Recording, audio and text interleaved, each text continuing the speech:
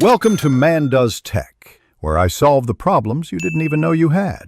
In this video, I will explain how to activate your Robinhood debit card.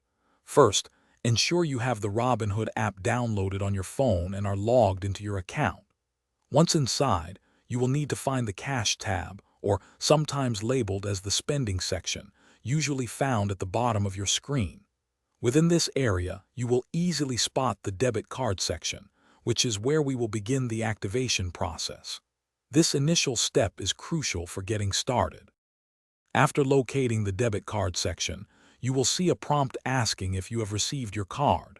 Tap Yes to confirm its arrival. Next, you will be asked to enter the last 4 digits of your physical debit card.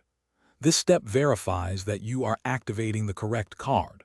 Following this, you will set a secure 4-digit personal identification number, or PIN, which is essential for transactions and ATM withdrawals. Choose a PIN that is easy for you to remember, but difficult for others to guess.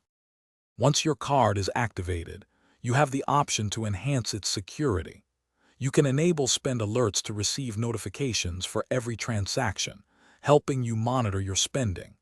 Additionally, consider turning on location protection for an extra layer of security. For convenience, you can also add your virtual card to a mobile wallet such as Apple Pay or Google Pay, allowing you to make contactless payments. Your Robinhood debit card is now fully ready for use. If you encounter any issues during activation, first ensure your Robinhood app is updated to its latest version.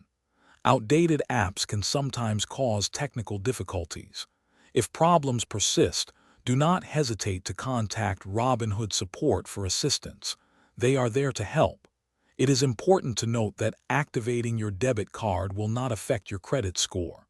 Remember, you can often use your virtual card for online purchases or mobile wallet payments even before your physical card arrives in the mail. Thanks for watching. If you found this helpful, don't forget to like and subscribe.